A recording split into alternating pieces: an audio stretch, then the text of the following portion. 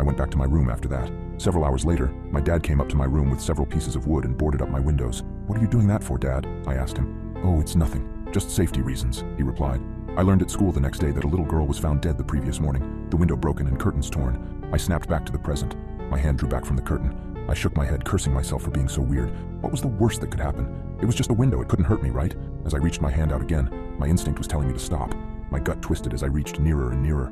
Just as I touched the curtain, a painful howl came from the forest surrounding the house. I flinched back, deciding to just lay down and try to get some sleep. I forgot how hard it was to get sleep in my hometown.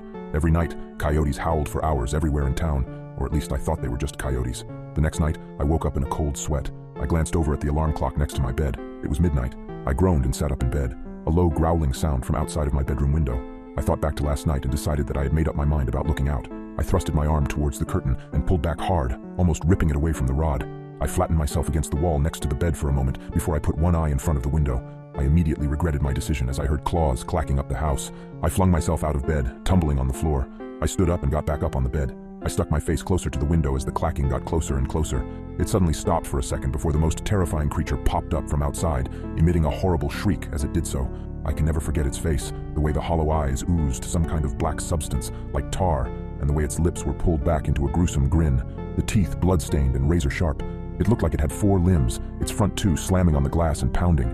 As I was frozen in front of the window in terror, my parents burst into the room. My father held a shotgun. He marched up to my bed and yanked me away from the window. He pointed his shotgun at the creature, shooting a bullet at it. The thing scrambled away, leaving the window almost completely shattered. "Damn it, son, it was a simple task. Just don't look out the window. How hard is that?" My dad shouted at me. I wasn't processing his words. I was sitting on the floor, arms and legs splayed everywhere in utter shock. What the hell had I just seen? My mother ran to the bedroom door. She had tears in her eyes. "Is everyone all right?" she asked. "Yeah, we're fine. We still gotta get that creepy effing monster, though."